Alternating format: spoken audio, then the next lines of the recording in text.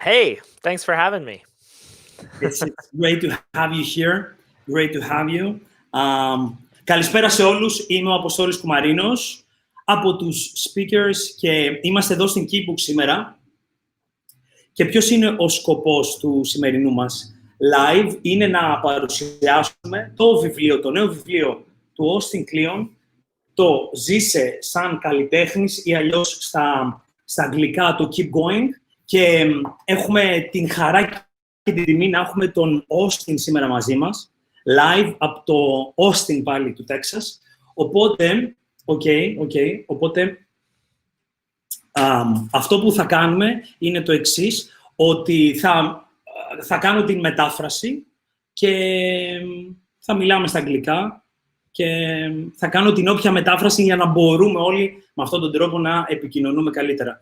So, hi, Austin. Welcome again. What I was saying was that it's a great honor for us to have you here, to present, to talk, to discuss mainly about your new book, your third in a row, after Still Like an Artist, which was your first book, after Show Your Work, which was your second book. It's the one that I have here, the yellow one.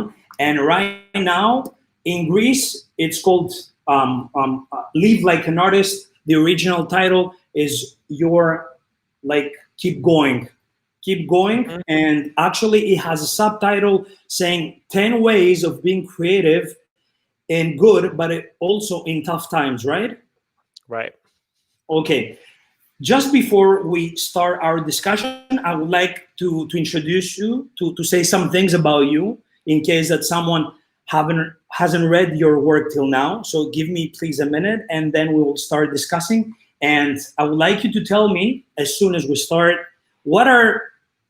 why we have these 10 ways of being creative, both in good but also in tough times.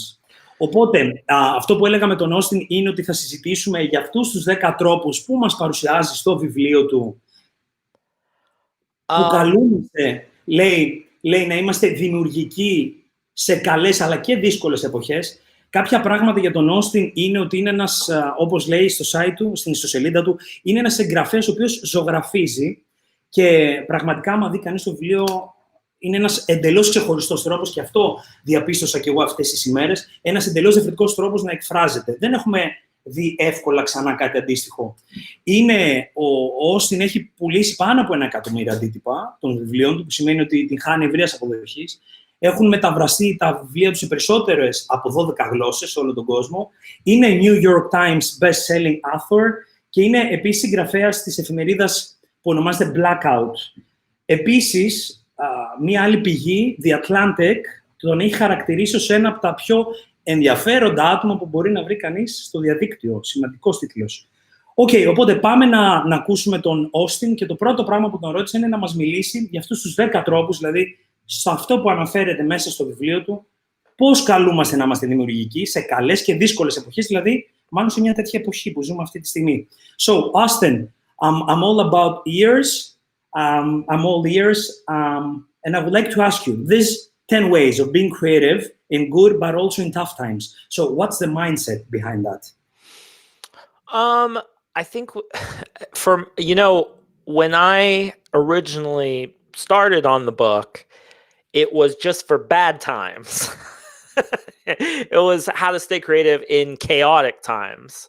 A couple of years ago, I had been working for about a decade on my work, and then the climate here in America, as far as the politics and everything, had gotten very distracting and disheartening, and I just felt very distracted.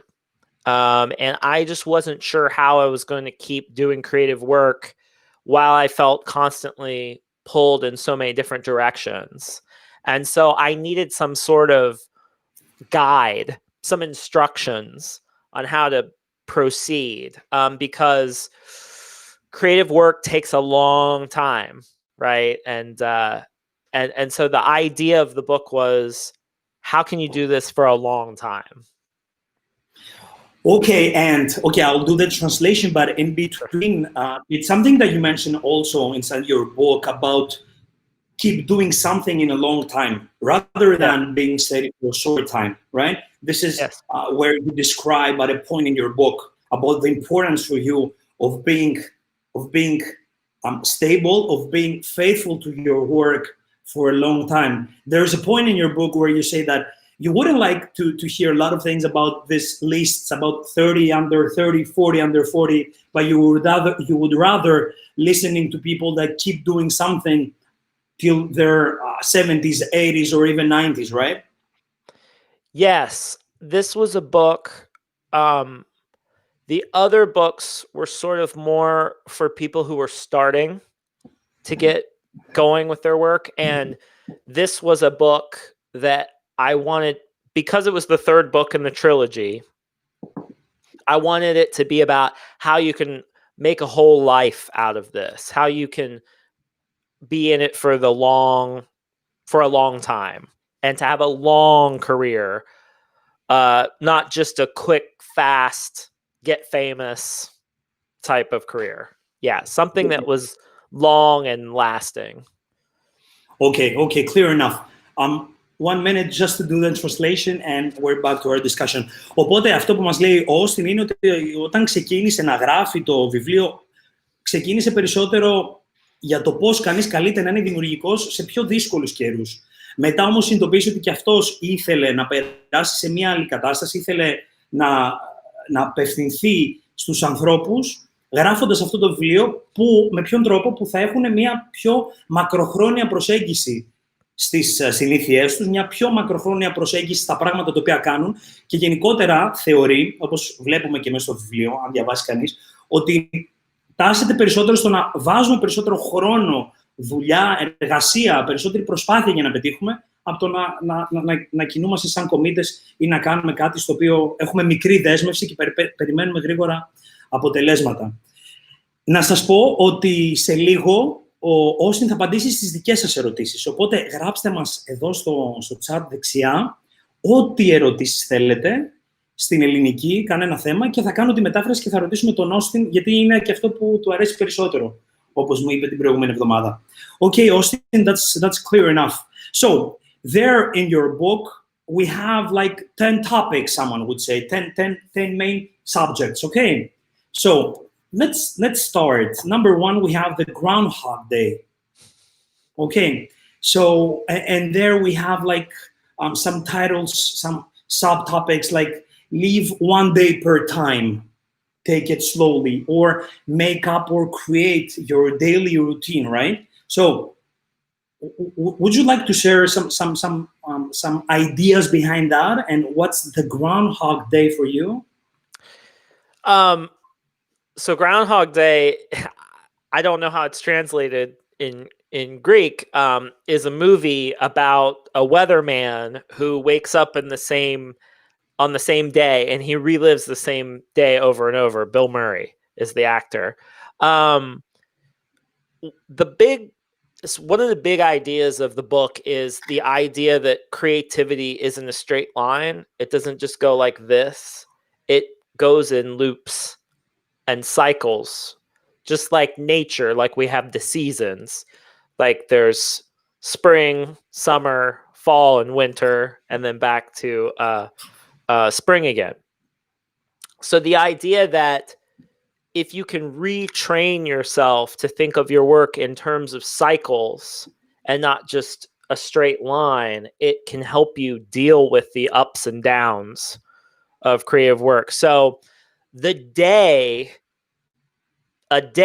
is the smallest unit, the smallest bit of a cycle that we have to deal with time. So the sun comes up, the sun goes down, and that's a unit of time we get to work in. And so if you can think about your days and establish some sort of routine, that you can live your days over and over again and get work done and sort of deal with things on a day-to-day basis, basically.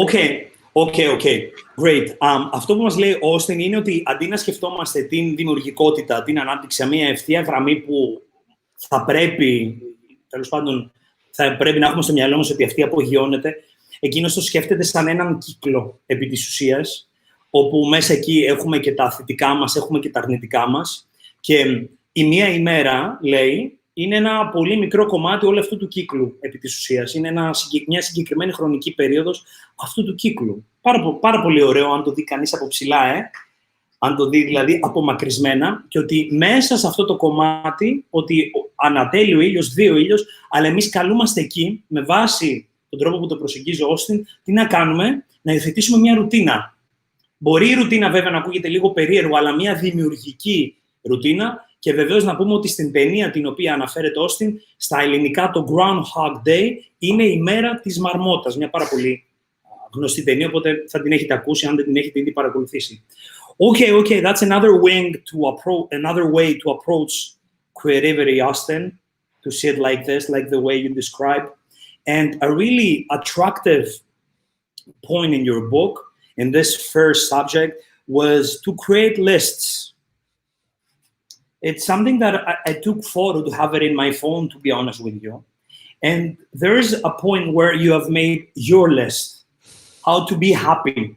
And according to you, you have do long walks, play the piano, create art with your kids, listen to soul music, take a nap. So you have really simple, beautiful things that maybe some of us do not imagine to do throughout the day. So that's my list.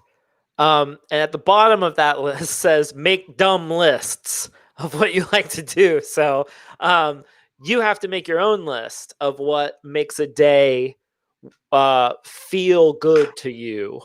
But I think lists, they order our lives, they create structure. Mm-hmm. And there's something about when you keep everything you need to do in your head, it feels very overwhelming. It's too much.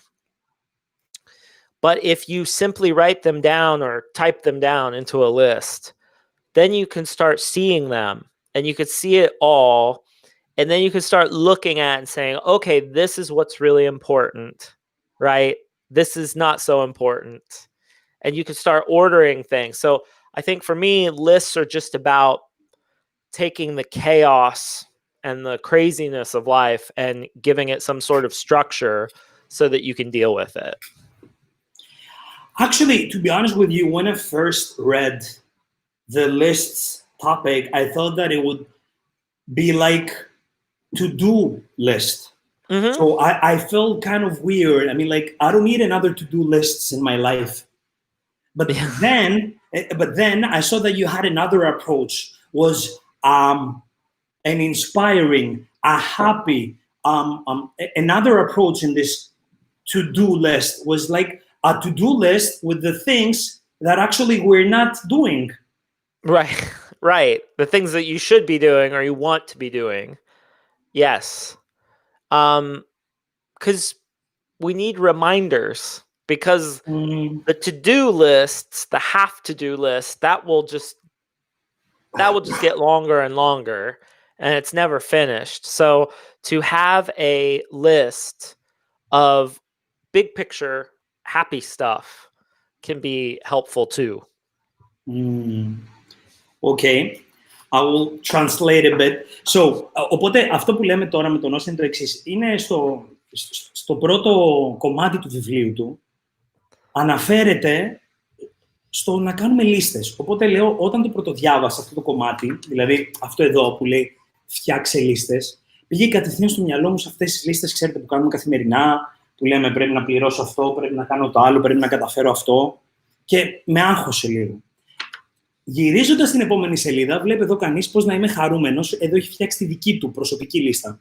Και λέει, για εκείνον είναι αυτό, ότι έχει γράψει να κάνει μεγάλους περίπατους, να ακούει soul μουσική, να κοιτά το φεγγάρι, να γράφει το ημερολόγιό του, να δημιουργεί, να κάνει τέχνη με τα παιδιά του.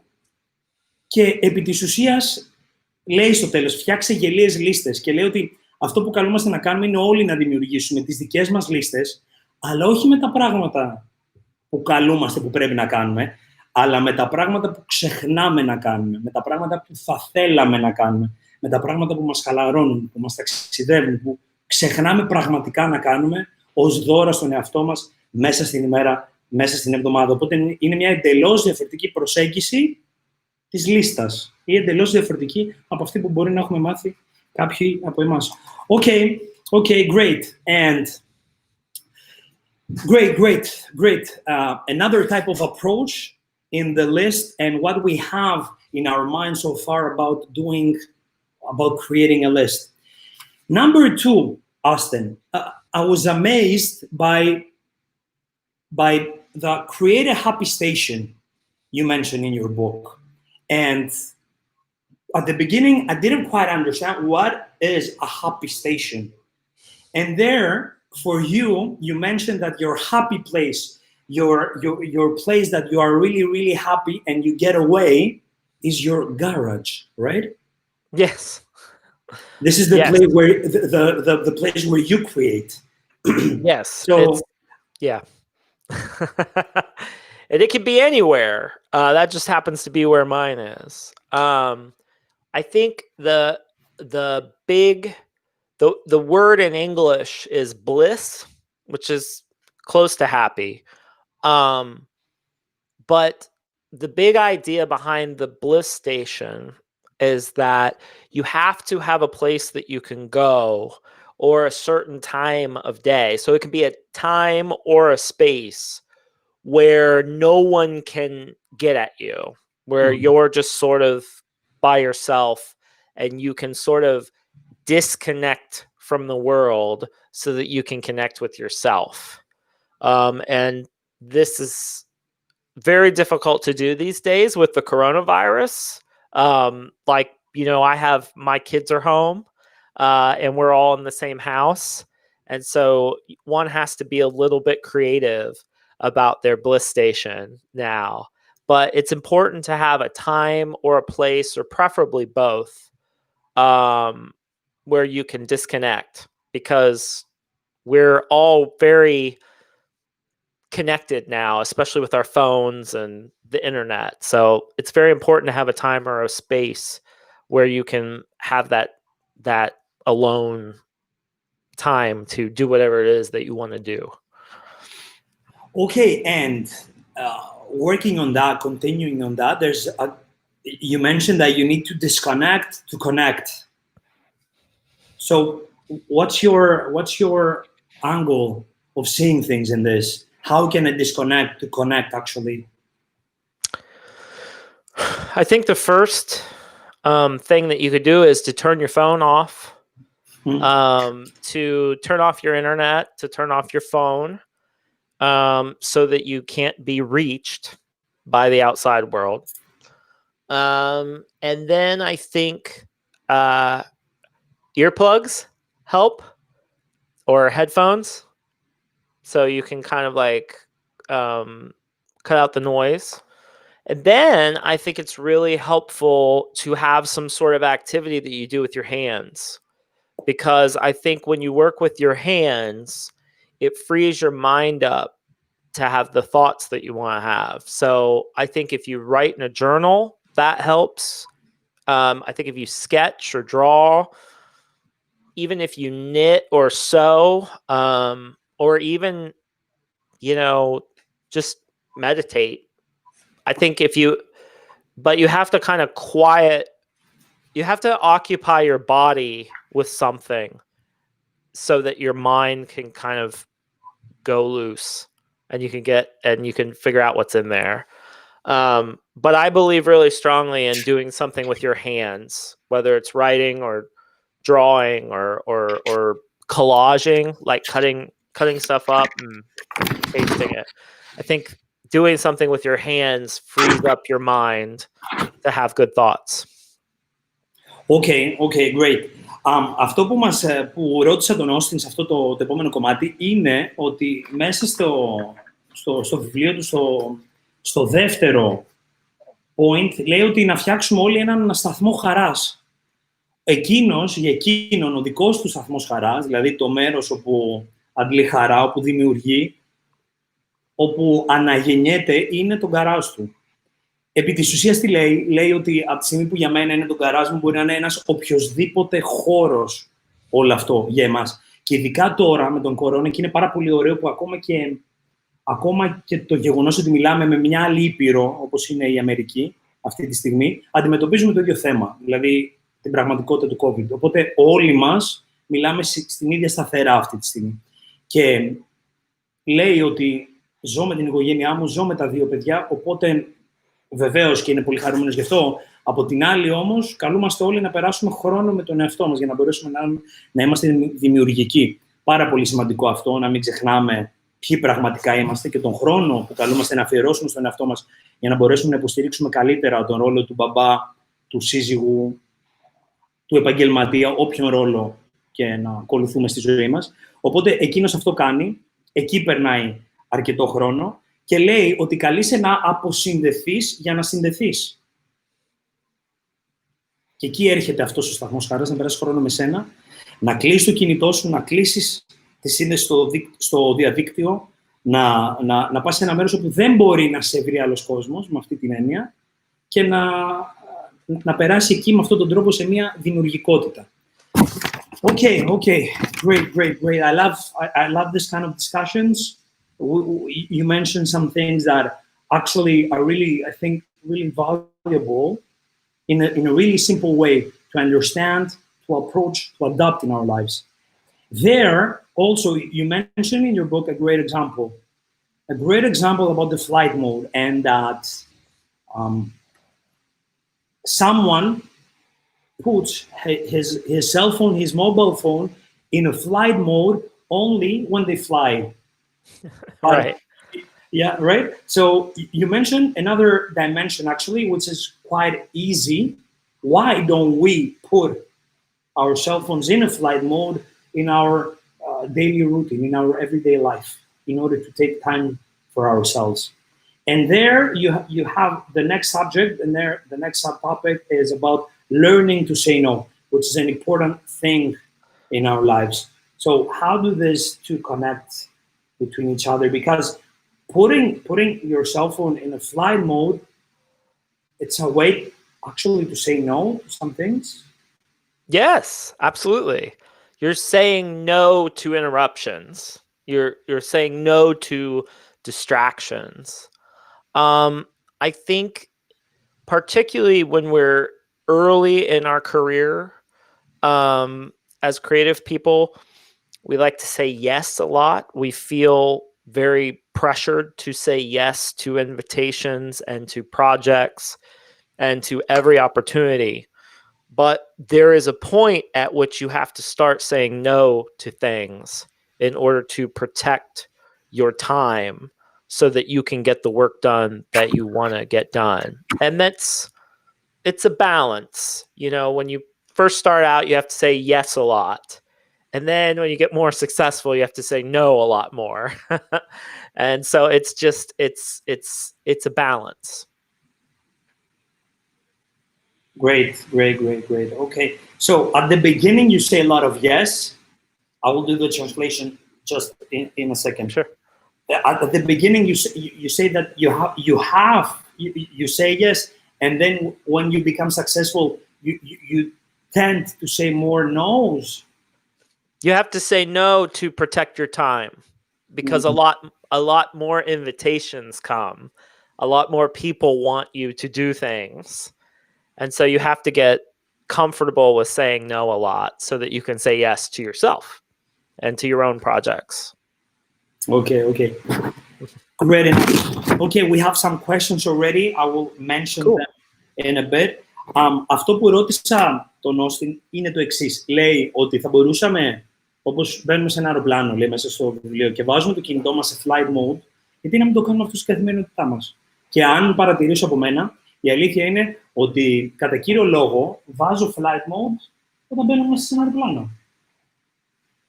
Και γιατί να μην το κάνω αυτό στην καθημερινότητά μου, για να μπορέσω να δουλέψω περισσότερο με μένα, να αποσυνδεθώ, αλλά και να φτάσω στο επόμενο κομμάτι που λέει να μάθουμε να λέμε όχι. Και τον ρώτησα, σχετίζεται το flight mode με το να μάθω να λέω όχι? Και λέει ναι. Σχετίζεται. Πώς σχετίζεται? Με αυτόν τον τρόπο μαθαίνω να λέω όχι στους περισπασμούς. Μαθαίνω να λέω όχι στα πράγματα που με αποσπούν. Μαθαίνω να αφοσιώνομαι περισσότερο με μένα, λέγοντας ναι στον εαυτό μου. Και πολλές φορές, λέει, όπως το έχουμε βιώσει όλοι, νιώθουμε έντονα την πίεση να λέμε ναι. Σε μένα έχει συμβεί πάρα πολλές φορές να νιώθω έντονα την πίεση, αλλά από τότε που και εγώ προσωπικά άρχισα να λέω όχι, κάποια πράγματα άλλαξαν. Και επίσης λέει ότι στην αρχή της καριέρας μας, της δημιουργικότητάς μας, λέμε περισσότερα ναι, αλλά όσο επιτυγχάνουμε περισσότερα πράγματα στη ζωή μας, είναι πολύ σημαντικό να λέμε όχι, γιατί για να προστατέψουμε τον χρόνο μας. Γιατί ο χρόνος είναι πεπερασμένος. Okay, Austin, we have some comments over there that people love you, that they're huge fan of yours, that they follow your Instagram account, they follow your weekly newsletter, they're registering your mailing list, so you have fans here in Greece, and that's a great thing. That's a great thing. Okay, loved Gerasimos says that love his work, and he follows your Instagram account. And one of the first questions that we have is from Gerasimos, how to beat perfectionism when keeping a journal. Oh, when keeping a journal. That's interesting. Well, the funny thing about journals is that you don't have to show them to anyone. So it's curious to me that perfectionism would be an issue. I think for me, maybe just showing you a journal of mine would help. Okay, yeah, that would be great. So if you look right here, I don't know how well you can see it. This is a whole crate. This is about 3 years worth of journals. Okay. So let's see.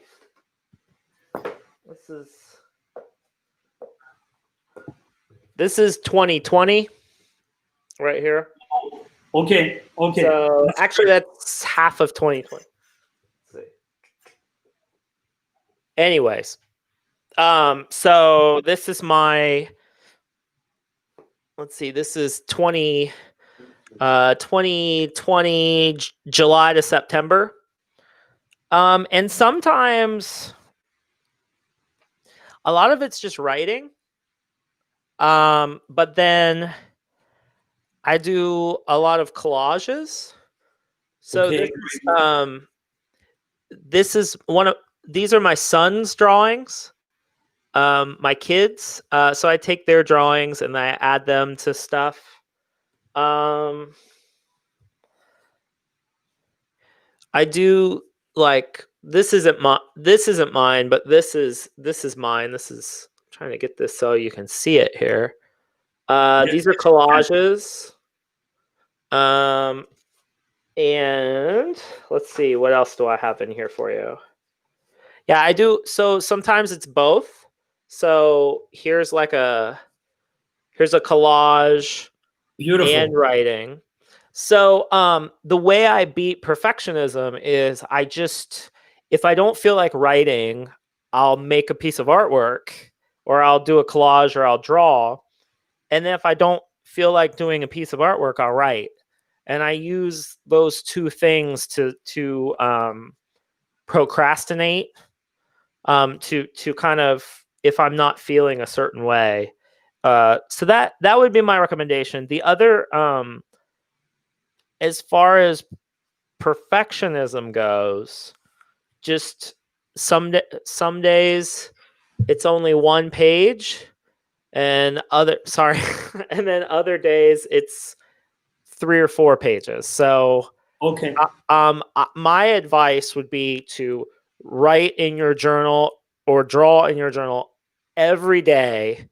No matter what, fill one page and start from there, and then see where it goes. Okay. Οπότε στην ερώτηση αυτή που έκανε ο Γεράσιμος, αναφορικά με το πώς μπορούμε να νικήσουμε να είμαστε το perfectionism όταν γράφουμε στο ημερολόγιό μας, λέει λοιπόν ο Austin ότι, και μας έδειξε μάλιστα τα δικά του τα ημερολόγια, που ήταν πάρα πολύ ωραίο αυτό, Να δούμε δηλαδή από τα προσωπικά του ημερολόγια τι βάζει μέσα, πώς τα δημιουργεί, πώς δημιουργεί τις δικές του σκέψεις. Και λέει ότι το κάνει με τον εντελώς δικό του τρόπο. Αν δεν θέλει να γράψει, κάτι ζωγραφίζει, κάτι σχεδιάζει. Αν δεν θέλει να σχεδιάσει ή να ζωγραφίσει, τότε γράφει. Αλλά είναι μια εντελώς δική του προσέγγιση. Και λέει ότι θα ήταν πάρα πολύ όμορφο να κρατήσουμε μια συνέχεια σε αυτό. Δηλαδή, να γράφουμε κάτι στο ημερολόγιό μας κάθε μέρα. Κάθε μέρα να γράφουμε κάτι. Είτε να ζωγραφίσουμε, είτε να σχεδιάσουμε, είτε να γράψουμε. Αλλά κάτι έτσι ώστε να δίνουμε όθηση στην καθημερινότητά μας με αυτόν τον τρόπο.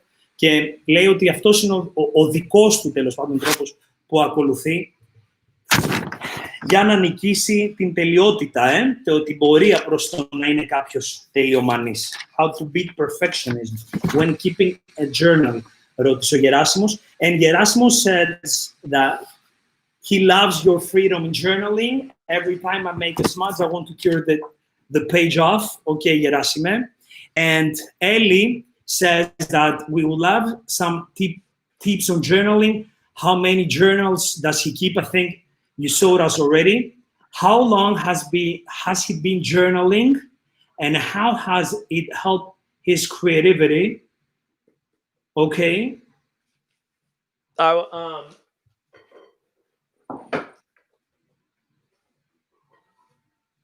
So I'll show you. This is I think I can switch here. I'm gonna try something real quick, if that's okay. Can I try something? Let's go. Let me see if this works. Let me see if I can show you. Can you see that? Totally, yes. Okay, so this is my journal from when I was 13.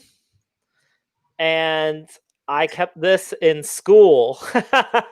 Whoa. You could see my 13-year-old handwriting. So I've been keeping a journal or a notebook for probably 25 years now. And this is, let's see, this is what my journal now looks like. Okay. And so it's the same, like, you know, lots of collages. And then a lot of writing still. So yeah, and then sometimes writing and drawing at the same time. A lot of creativity in there, Austin, huh? Yeah, well, you know, it's what I do. A lot of creativity. And here's like, you know, so that's kind of what it looks like. These are this is fruit I cut in half and use a stamp pad to print with my kids. And yeah, drawing. So it's very, there's a whole, it's a, you know, it's almost like I almost think of it like a medieval manuscript. Okay. Like an old illuminated manuscript, like a monk would write. So that's that. So yeah, I've been keeping a journal on and off for probably 25 years, I would say. Okay, we have the same age. We were both born in 1983. Yes. So you just presented, you just talked about our age right now. We're both 37 to 38, right? Yep. Yes. So yeah, I would say probably 23-24 years.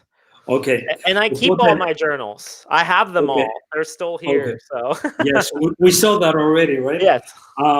Okay, Ellie. Οπότε λέει ότι κρατάει ημερολόγια τα τελευταία 24-25 χρόνια της ζωής του, δηλαδή από τότε που ήταν περίπου 13 ετών. Μας έδειξε κιόλας και το journal που είχε και τον γραφικό χαρακτήρα που είχε όταν ήταν 13 ετών. Βλέπουμε τη δημιουργικότητά του. Αυτό, τουλάχιστον αυτό παρατήρησα εγώ, έντονη δημιουργικότητα.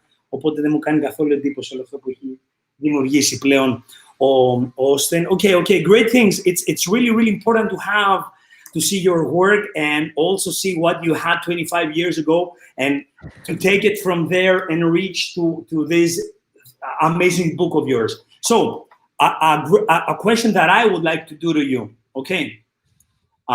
Θέλω να ρωτήσω τον Austin ποια είναι τι σημαίνει για εκείνον μια παραγωγική ημέρα. So, Austin, would you like to share with us what is, under your terms, under your lifestyle, under your way of thinking, a productive day looks like? What could a productive day look like for you?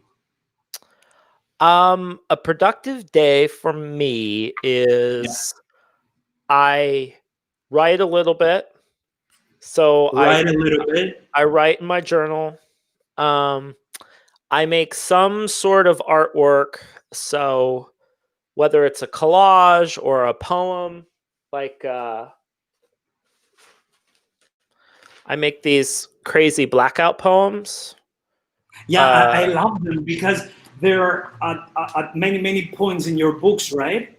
Yes. So it's something like this. Yeah, yes, exactly. So I will try to make one of those. I don't know if you guys, maybe you could see it a little bit better like that. Yeah. So what I do is I take a newspaper article and I black out most of the words and just leave a few words behind. Okay. So I'll try to make some piece of art like that. And then reading to make sure that I've read something, it's very important for me because I'm a writer. It's very important for me to read so that I'm filling, things are coming in and they're going out. Yeah. So a day where I write, I make some sort of artwork, I read a book, and then probably go for a walk, do some sort of exercise. That's a good day. That, like, if all those things happen, that's a pretty good day. If I could get some time to play some music, like to practice the piano or to play guitar. That's a good guitar back there, actually. That would be good. Thank you. Yes. I believe in hobbies. I think it's very important to have, because art and writing is my job now, it's very important for me to have creative things I do for fun, because writing and art, even though they're fun, they're also my job. So music is my fun time. If that makes sense. Okay, great. We'll get to that point because it's a really interesting topic where I would like to ask you one thing. Give me 1 minute to do the translation and I'm back. Sure. Ποια είναι η παραγωγική μέρα, ποιος είναι ο ορισμός μιας παραγωγικής μέρας για τον Austin? Είναι να γράψει λίγο, είναι να κάνει κάποιο καλλιτέχνημα, να δημιουργήσει ένα collage, να διαβάσει. Είναι πάρα πολύ σημαντικό για εκείνον και συμφωνώ απολύτως στο γεγονός ότι είναι συγγραφέας σημαίνει ότι, δηλαδή το ότι καλείται να γράψει, καλείται πρώτα όμως να διαβάσει. Και το αναφέρει αυτό και ξεχωριστά στο βιβλίο του, ότι αν κάποιος θέλει να γίνει συγγραφέας, το πρώτο πράγμα που καλείται να κάνει να διαβάσει, το ίδιο πράγμα που ισχύει και για έναν επιτυχημένο δημόσιο μιλητή. Πριν μιλήσει, οφείλει πρώτα να ακούσει. Οπότε βλέπουμε και την ίδια προσέγγιση πάλι και στους συγγραφείς. Ότι για να γράψει, πρώτα πρέπει να διαβάσει. Θα πάει για να περπατήσει. Μάλιστα, μέσα στο βιβλίο του λέει ότι κάθε πρωί κάνει έναν περίπατο περίπου 5 χιλιόμετρων μαζί με τα δυο του παιδιά και την γυναίκα του και συζητάνε για τα πάντα. Είναι ο τρόπος ο δικός τους για να αποσυνδέονται. Και επίσης, λέει το εξής που εκεί θέλω να καταλήξω τώρα. Θα πω και τις ερωτήσεις σας βεβαίως, αλλά λέει ότι παίζει κιθάρα ή θα παίξει το πιάνο. Αλλά πώς καταλήγει εκεί? Καταλήγει λέγοντας ότι από τη στιγμή που έκανα το χόμπι μου δουλειά μου, πλέον καλούμε να έχω έναν δικό μου άλλο χρόνο να ξεσπάω, να αποσυνδέομαι, να αποσυμπιέζομαι και αυτό μπορεί να είναι η μουσική και οτιδήποτε άλλο. Αλλά το χόμπι έγινε δουλειά, δηλαδή αυτό που αγαπούσε, πλέον έγινε δουλειά. Οπότε και από αυτό καλείται πλέον να αποσυνδεθεί. So, Austin, and before I make some other questions, it's a really important thing that I believe that it's a major issue for a lot of us that would like to do our hobbies, our jobs, to turn our hobbies into our main works. And you say that you have done that already, okay? You took the writing, and this is your main job right now, okay? The creating stuff. But what is considered to be the love of your life, or one of the main reasons of your existence? You say right now that since it has become a work, you have to take some time to disconnect from that. Yes. And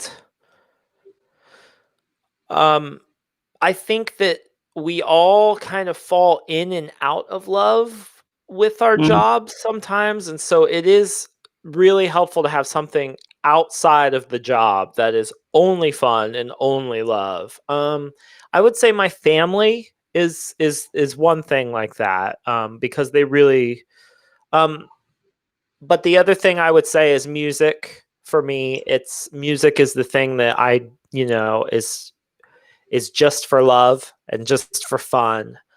And I think what's powerful about that is that it's often when I am playing music and doing something just for fun that I get the good ideas for the work. Okay. That's a great thing, because I believe it's one of the main thoughts that some of us have when they want to do the great step and turn from hobbying to working and living from that. Yes. It's just important when you make the thing that you love into your job, it's good to have something else you love that you can use to get away from work. Some people don't have that problem. For some people, it's okay to just work all the time. I need something else. I need something else to take my mind off work. I think the same goes for me. I have running, let's say. This is my way out of doing some long runs of 1 or 2 hours, whatever that is. Anyway, okay.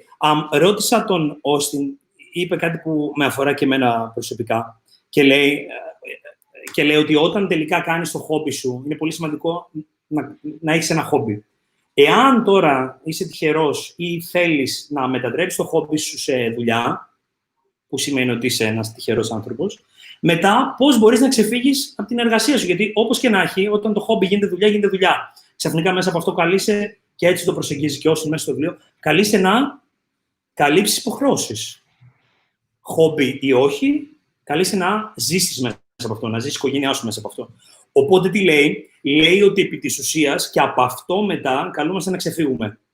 Οπότε εκεί είναι το πάρα πολύ σημαντικό να κρατήσουμε ένα χόμπι, μια δραστηριότητα η οποία θα μας αποσυμπιώσει, θα μας χαλαρώνει, κάτι άλλο από αυτό που πραγματικά αγαπάμε. Για εκείνον λέει ότι είναι η οικογένεια, το να περνάει χρόνο με την οικογένειά του, πανέμορφο, ωραίο. Να περνάει χρόνο δημιουργώντας, παίζοντας μουσική. Και λέει ότι είναι πάρα πολλοί άνθρωποι που νιώθουν απολύτως εντάξει με το να εργάζονται μόνο. Φυσικά, και αυτό είναι απολύτως εντάξει. Για εκείνον όμως δεν λειτουργεί απολύτως έτσι. Λοιπόν, okay, Austin. Another question that I have, they say, Therapon says, amazing, useful, and very inspirational books. Austin, thanks a lot. And okay, and then again we have another question. Παιδιά, κυρίες και κύριοι, ό,τι ερωτήσεις έχετε, μας τις στέλνετε εδώ και θα ρωτήσω τον Austin. So, another question is that sometimes, from Gerasimos again, that sometimes when we do our hobby, we take away time from our family. We take out actually ourselves from our family.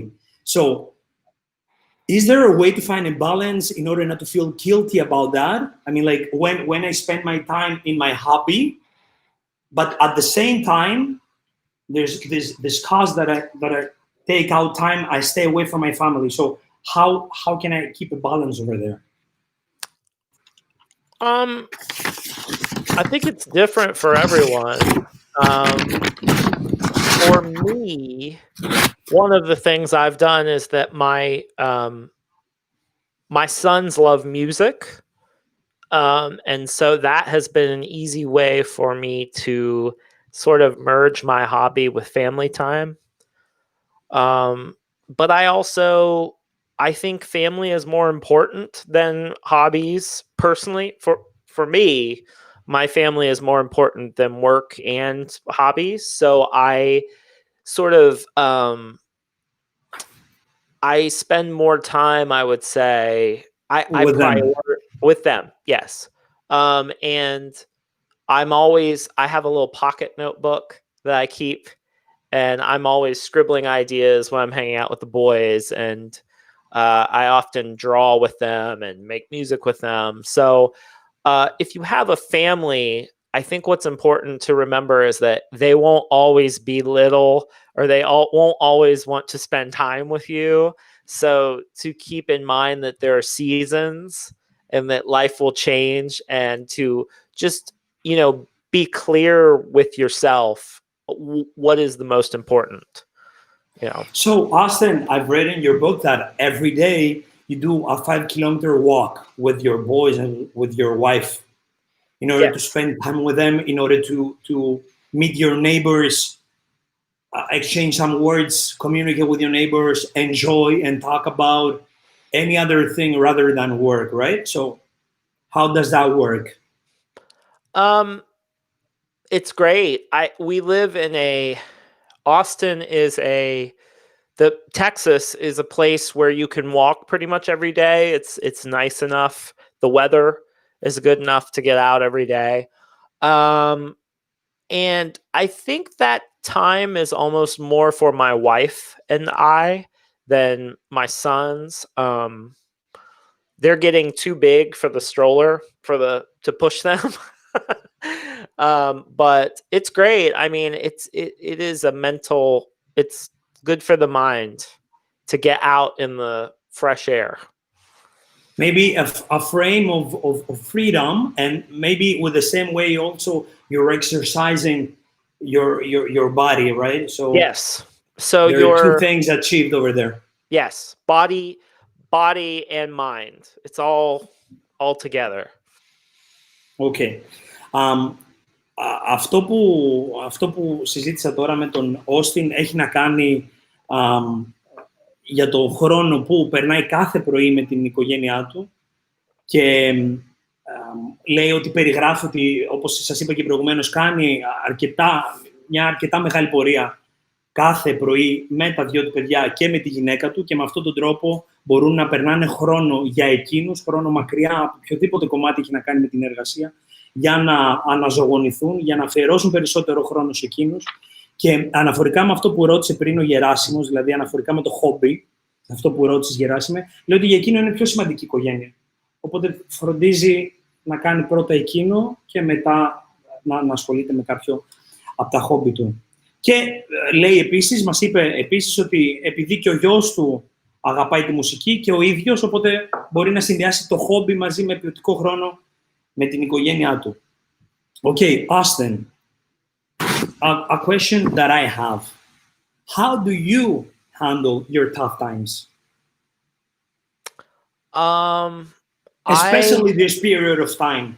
Yes. Especially right now. You have the US elections on one hand, really, really important case. On the other hand, you have COVID, and then you have your everyday things to handle with your family, with your work, yes, with everything.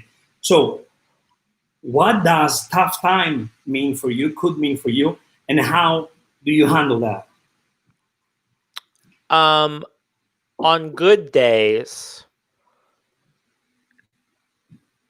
I try when I wake up in the morning to have my morning not be full of news or looking at my phone. I try to save the first hour of the morning for writing or reading or just eating breakfast and talking to my wife. And then after that, I try to do my really important creative work right after that. So I try to write, I try to make art. And then for the rest of the day, I sort of, whatever needs to be done gets done. And then at the end of the day, after dinner, I really try to shut down the phone and the world again. I try to relax. I put my kids to bed, and then my wife and I will have a drink, a couple whiskeys, That's a good thing. and watch TV usually, and then go to bed. And I try really hard to not look at my phone for the last hour of the day. So the first hour when I get up, and then the last hour before I go to bed, I try not to have a phone, and I try to just read a book or something like that. And that's So basically, this is during your good days. That's all days. Try. You know, bad days are bad days. I just kind of work, you know, I work whether it's good or bad.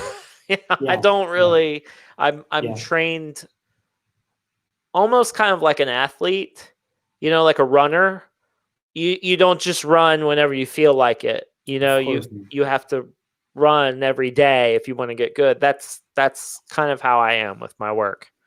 And especially when you do not want to run, that's the point, that's the day, that's the moment where actually you need to run. Definitely when you do not feel like to. And I'm not a sports guy. I'm not very athletic, but I do find that walking or doing push-ups, that can be really, that's the kind of thinking, building muscle, building endurance. That's the kind of thing that will help you with your creative work. To do those activities, to feel how if you do push-ups for 30 days, it's really, really hard at the beginning, and then it gets easier as you go. That's important to learn, because I think it's true of drawing or writing. When you first get started, So actually, there is a new mindset, right? With you when you're insisting on something, like the building of a new habit, something like that. If I keep doing my push-ups, let's say so it's hard to get started.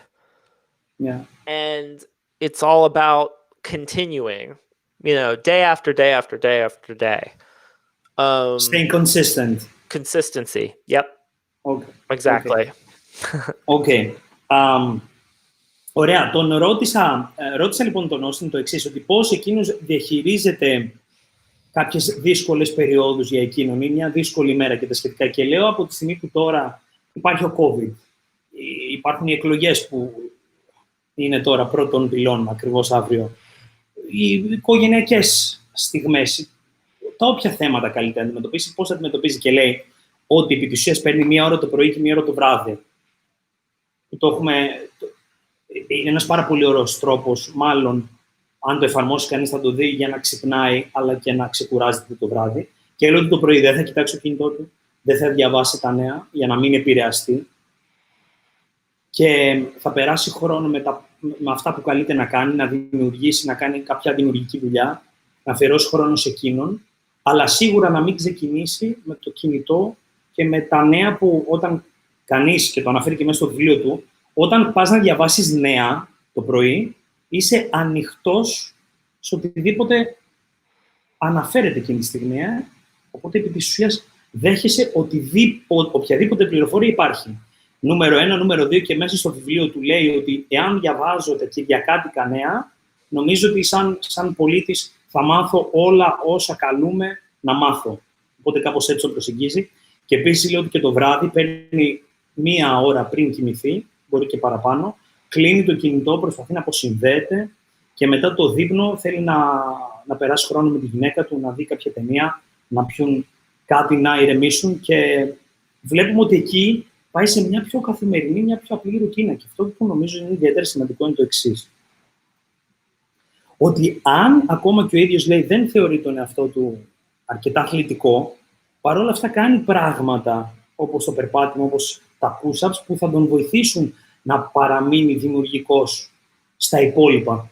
Διότι για εκείνον αυτό το κομμάτι είναι ένα πολύ σημαντικό κομμάτι της γενικότερης δημιουργικότητάς του, και όπως θα δούμε πολύ εύστοχα, πολύ ωραία υπάρχει μια έκφραση μέσα στο βιβλίο του από τον Θωρό, που λέει ότι, είχε πει ο Θωρό, ότι τη στιγμή που τα πόδια μου κινούνται, οι σκέψεις μου αρχίζουν να ρέουν. Είναι πάρα πολύ σημαντικό. Actually, Austin, as I was translating all this, I made a reference to your topic, to your subject in your book, with the title "Demons Hate Clean Air." Fresh air, yes. Fresh air, and there where you say like exercise is a type of exorcism, and there we have also a quote about saying that the moment my legs move, my thoughts are floating. So it's really important, and it's a great thing to see that in order for you to be creative enough, you have included the exercise in that game, in your mindset, whatever, right?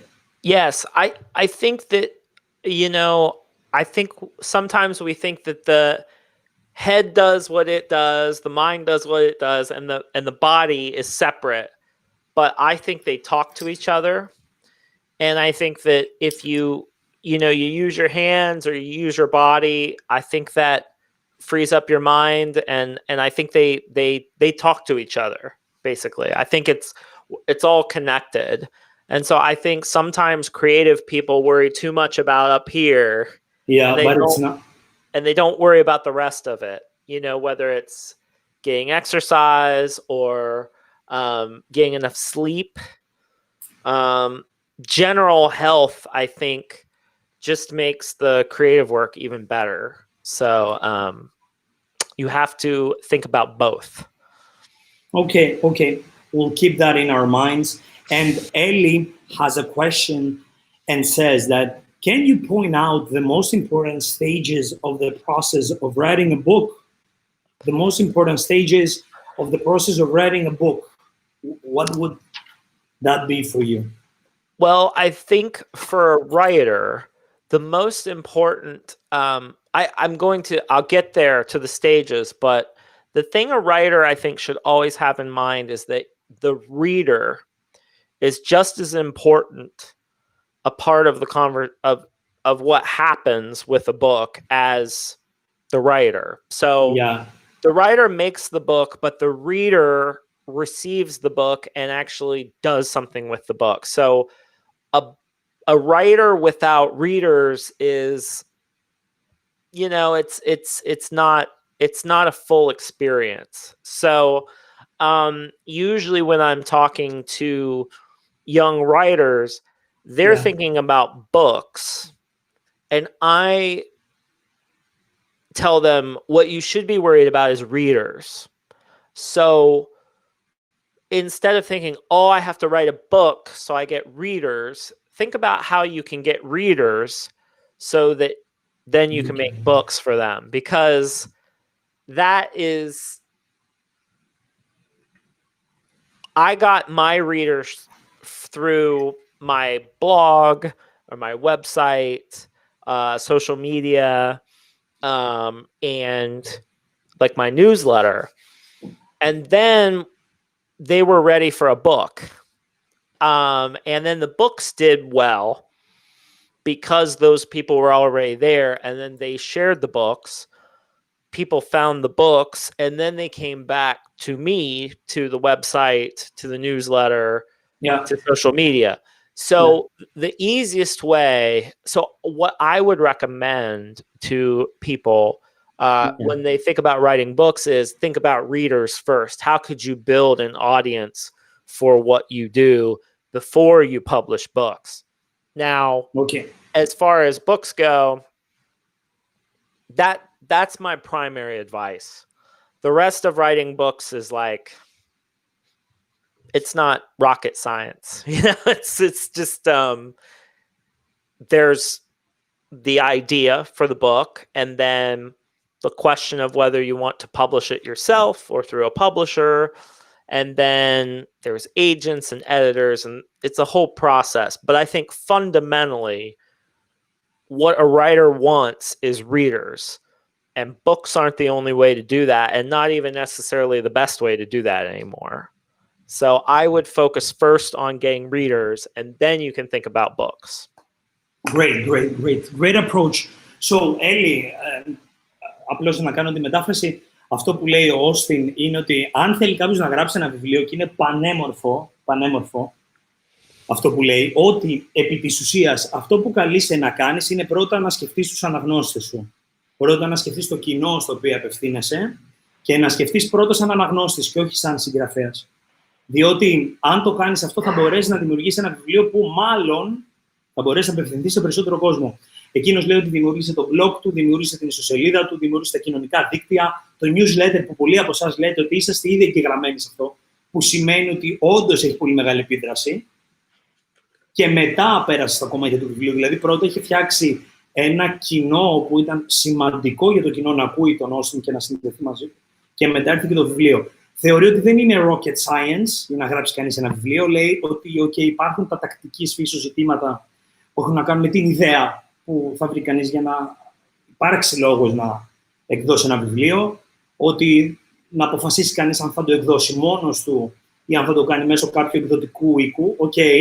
Τα βλέπει σαν τακτικής φύσης αυτά τα ζητήματα, αλλά λέει ότι για εκείνον πρωτεύοντα βασικό θεμελιώδη λόγο παίζει το να μπορείς να σκεφτείς σαν αναγνώστης, να βρεις αναγνώστες για το δημιουργήμα σου. Clear enough. And reaching to the end a bit slowly of our discussion, there's a last topic in your book where I can say that I love the most. It's the last one, right? About the garden, about how to plant your garden. Also, I've made a lot of comments in this topic, to be honest with you. And that's the last thing. Το φύτεψε έναν κήπο, τελειώνει αυτό το βιβλίο. Και ήθελα λοιπόν να δω ποια είναι η δική του, πώς το προσεγγίζει όλο αυτό. Και εδώ λέει ότι η δημιουργικότητα έχει εποχές και κάποια στιγμή αναφέρει μια ιστορία μέσα και λέει ότι κάποιος μαθητής της Μίκη Μάιερς λέει διδάχτηκε από ένα δέντρο, την άνοιξη λέει ομόρφαινε λόγω όσων πέρασε το χειμώνα και όσο πιο δύσκολος ήταν ο χειμώνας, τόσο πιο μεγαλειώδης ήταν η άνοιξη. So, Austin, about the garden and about our way of understanding this, your last subject. Number one question, why did you pick, is there a specific reason why did you choose to finish your book with this subject?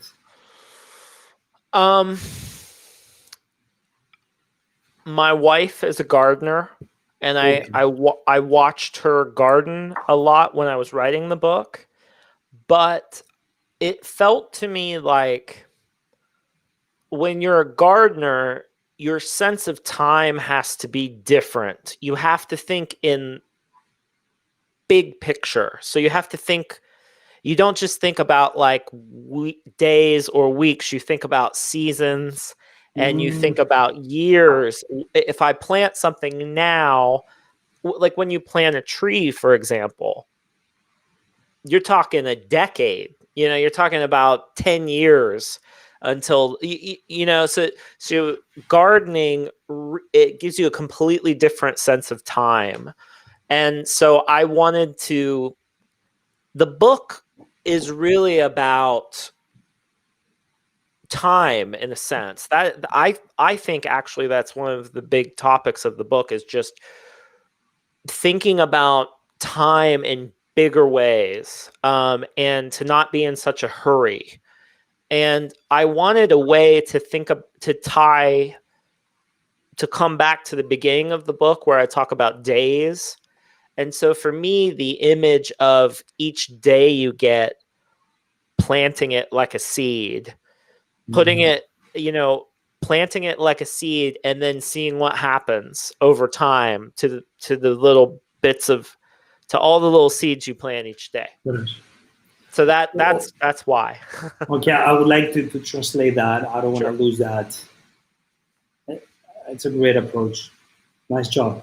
So, αυτό λοιπόν που τον ρώτησα είναι γιατί επέλεξε να κλείσει το βιβλίο του με αυτό το τίτλο, με αυτό το θέμα τέλος πάντων, με αυτό το τελευταίο κομμάτι που λέει «Φύτεψε έναν κήπο» και λέει ότι η γυναίκα του ασχολείται πάρα πολύ με τον κήπο και με αυτόν τον τρόπο και αυτός είχε κάποιες ιδέες και λέει ότι κάποιος ο οποίος ασχολείται με αυτό το κομμάτι προσεγγίζει τον χρόνο διαφορετικά. Ότι έχει μια διαφορετική αίσθηση του χρόνου. Γιατί σκέφτεται με εποχές ή με χρόνια. Οπότε απομακρύνεται, το βλέπει πιο γενικά, μαθαίνει να έχει υπομονή και λέει ότι καλείσαι επί της ουσίας να δώσεις χρόνο στον εαυτό σου, να αλλάξει και να παρατηρήσει τα μοτίβα, όπως λέει και ο David Thoreau, να ζει κανείς την εποχή που περνάει. Και για εκείνον, αυτό μου άρεσε πάρα πολύ τώρα που είπε, που λέει ότι κάθε ημέρα και ο κόπος, η προσπάθεια, η δική σου ενέργεια μέσα στην κάθε ημέρα είναι σαν ένας μικρός σπόρος που τον φυτεύεις και καλείσαι μετά από καιρό να δεις πώς απέδωσε. Πανέμορφο, πανέμορφο, πανέμορφο. Γιατί αποκτά μια παραγωγική έννοια στο πώς διαχειριζόμαστε το χρόνο μας, το πώς περνάει η μέρα μας και αν αυτή τη δούμε σαν ένα σπόρο που μπορεί να μεγαλώσει, νομίζω ότι θα δώσει μια εντελώς διαφορετική διάσταση στον τρόπο που αξιολογούμε την ημέρα μας. Okay, a great approach you've done over there, you gave us over there, and keep going. This is the title of your book, Keep Going. Motivating, someone would say, yes, motivating, and especially we need it right now more than ever. We need to keep going, and it's really, really important to see young people at our age, seeing the world, seeing the reality, they're based in Europe, in Asia, in US, wherever someone could live, to plant a seed, as you say, with this thought of making the world better. And actually, you have a point, a statement in your book where you say that leave the world better than what you have found them. Rather, yes. You have found it. So let's conclude with that. If you want to share something with us about leaving the world much better from what we found already. I think, in America, in particular, we use very strange metaphors for creative work. It's like make your mark, or put a dent in the universe, or move fast and break things. And they are all about like vandalism. They're all about like messing up things. And I think that's one way to think about creative work. The other way to think about creative work is about repair or healing, or fixing, taking two things that are broken and putting them back together again. And so it's a whole different way of thinking about your work. So I think we need fewer vandals and we need more cleanup crews. So or people who mend and repair and fix and heal. And if you can think about your work in those terms instead of just making your mark, I think that's the kind of work that people need, that the world needs. Great. Ρώτησα τον Austin αναφορικά με ένα σημείο στο οποίο αναφέρει στο βιβλίο του στο να αφήνουμε τον κόσμο καλύτερο από ό,τι τον βρήκαμε και λέει ότι υπάρχουν κάποιες συγκεκριμένες εκφράσεις στην Αμερική όπου λένε make your mark or move fast and break things και ότι αναφέρονται περισσότερο στο να σπάσουμε κάτι, στο να καταστρέψουμε κάτι αφήνοντας το αποτύπωμά μας, αφήνοντας το σημάδι μας. Εκείνος το βλέπει εντελώς διαφορετικά, το βλέπει με την έννοια της σίασης, με την έννοια του να επαναφέρουμε κάτι, να συνδέσουμε κάτι, να επισκευάσουμε κάτι. Και λέει ότι αν σκεφτούμε την δουλειά μας με αυτόν τον τρόπο, θα προσεγγίσουμε κι εμείς την ιδέα του να προσφέρουμε στον κόσμο και να αφήνουμε τον κόσμο καλύτερο από ό,τι τον βρήκαμε. We have some beautiful comments over there that thank you so much. It was a great time with us. Be blessed. Jacques says, and Gerasimos says that you're so simple, yet your thinking is too deep. Effie says that you were both great, congratulations. M. Art Cat says, to the point as always. Despina says, lovely. Thodori says, hello to both of you. Theodora says that this is a beautiful thought of yours, your way of thinking. And just before we close, Austin, if I would ask you for three things, according to your perspective, to your point of view, to your angle of seeing things, three things in order. Here we have 10 ways, okay? Here we have 10 ways of being productive in good and tough times. If you would choose three, what would be these three reasons, three ways of staying productive in good and also in tough times? For you, three ways. Take time to turn off your phone, no internet, go for a walk, get out. Number two is go for a walk. Number two is go for a walk, see the world, experience the world with your own senses. And three would be take time to play, to do things for fun, not for profit or for any other reason, just to play and have fun and enjoy. So like staying an amateur, being an amateur, even if you're a pro, something like Absolutely. Yep, exactly. Okay, so not forgetting about having joy in staying amateur, even if you are a professional, right? Even more important if you're a professional. Yes. Okay, ρώτησα τον Austin στο βιβλίο, λοιπόν, μιλάει για τους 10 τρόπους για να είμαστε δημιουργικοί σε καλές και δύσκολες εποχές. Όπως αυτή που ενδεχομένως βιώνουμε τώρα. Και του λέω, αν είχες να διαλέξεις τρεις τρόπους, ποιοι θα ήταν αυτοί? Και λέει νούμερο 1, να παίρνουμε χρόνο για εμάς, κλείνοντας το κινητό, μένοντας μακριά από πράγματα που μας αποσπούν. Νούμερο 2, να πηγαίνουμε για ένα περπάτημα, να βλέπουμε τον κόσμο με ένα διαφορετικό τρόπο, να τον βιώνουμε μέσα από όλες τις αισθήσεις μας. Και νούμερο 3, που νομίζω εγώ το χρειάζομαι έντονα αυτό, αλλά μου αρέσει και πάρα πολύ όταν παίρνω τον χρόνο και το κάνω, να παίρνει κανείς το χρόνο του να παίζει. Και όπως ανεβάσαμε και στους speakers εχθές κατά τύχη, να παίρνεις το χρόνο να διασκεδάζεις και να παραμένεις ερασιτέχνης ακόμα κι αν είσαι ένας πολύ επιτυχημένος επαγγελματίας. Austin, one last question.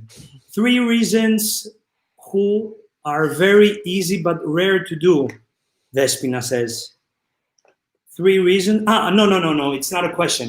It's a statement. Okay. Thodori says that thank you both for this beautiful discussion. Austin, I will be completely honest with you. I really enjoyed the fact that we are exactly at the same age. We have grew up in different countries, but we see things in the same way. I enjoyed tonight's discussion like being your friend or like having spent enough time with you.